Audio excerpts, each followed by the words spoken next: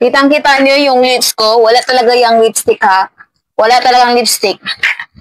Ano nga ba yung lipstick na gamit ko? Maybelline New York Super Duper Stay Matte Ink po. So, ito po ang shade 70. Ito ay shade 70 po. Dito po makikita. So, pumili lang po kayo ng shades na magustuhan nyo or ano ang yung mabagay sa lips nyo. So, ito yung shade 70 Amazonian Lip Color. So, ito yung shade na gagamitin ko ngayon. At ito din yung shade na available sa akin ngayon. Dalawa yung pinurchase ko. So, shade 125. Ito yung shade 125.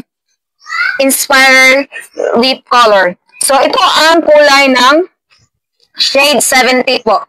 Shade 70 Amazonian. So, sampulan natin ha. Ilagay ko sa lips ko. Lakas makapauti lips nito mga mi.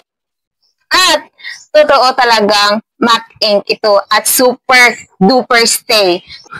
So ito mga mi, tingnan nyo, sasampulan natin yung shade 70 Amazonian lip color po. Shade 70 Amazonian lip color. So ito po siya. Ito po yung color niya.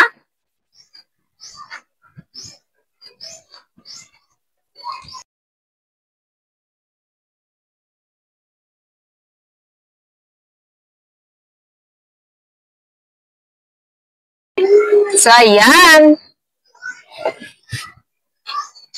Ito yung shade 70 Amazonian lip color po. Ayan. And look at my lips. I-compare nyo ang before and after po nitong lipstick. Napaka-effective talaga. Napakasulit. Napakasulit po mga mi. Ayan.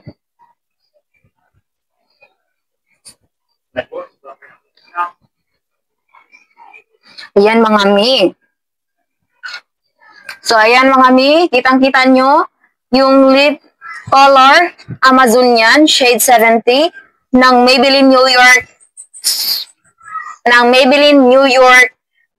Super Duper Stay Matte Ink po.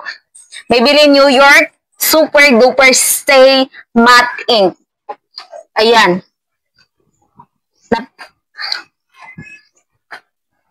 Super Duper Stay po ito. So,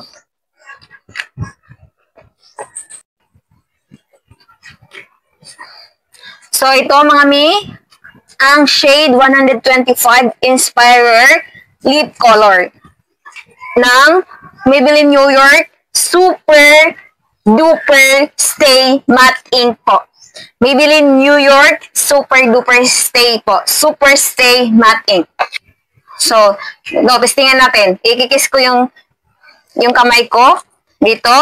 Ikikis ko kung mag-marks ba dito. Ayan.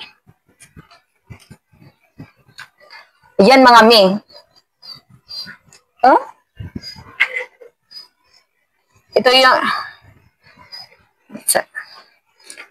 so ayan. Yung nag-marks lang po ay yung basa po dito. Basa po yung nandito kasi dahil po sa laway ko. Hindi po talaga yan na ano.